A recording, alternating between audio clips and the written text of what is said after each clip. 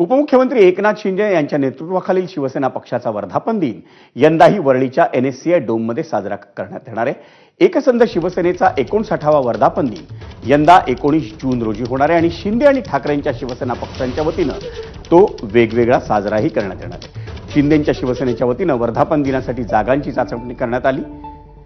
त्यासाठी वरळीतील NSCI dome, Nesco centre आणि BKC हा पर्याय समोर ठेवण्यात आला होता, पण सध्याचे पावसाचे दिवस लक्षात घेऊन पदाधिकाऱ्यांनी शिवसैनिकांना वर्धापन दिनासाठी उपस्थित राहणं हे अडचणीचं ठरू नये म्हणून वरळीच्या NSCI डोमवर शिक्कामोर्तब करण्यात आल्याची माहिती सूत्रांनी दिली आहे। स्थानिक स्वराज्य संस्था आणि महापालिकांच्या आगामी निवडणुका लक्षात घेता या मेळाव्याला विशेष महत्त्व आहे।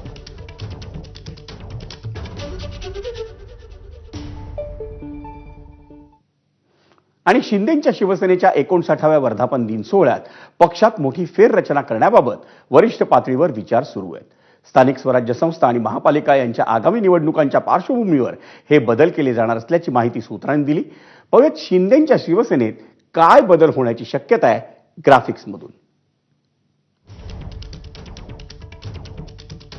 काय फेरबदल होऊ शकतात तर कार्यक्षम पदाधिकाऱ्यांना संधी देऊन अकार्यक्षम पदाधिकाऱ्यांची उचलबांगडी, उपनेत्यांचा 50च्या पार गेलेला आकडा हा 23 वर आणण्याचा प्रयत्न राहील। महिला आघाडीतही फेररचना करून मोठ्या नेत्यांवर विशेष जबाबदारी देण्यात येईल।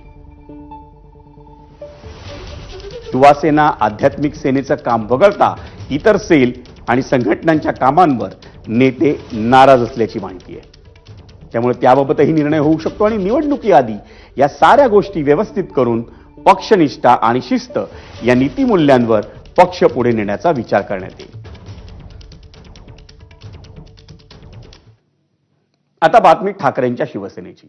ठाकरेंच्या शिवसेनेनं लढा आपल्या मुंबईचा या उपक्रमाअंतर्गत काल मुलुंडमध्ये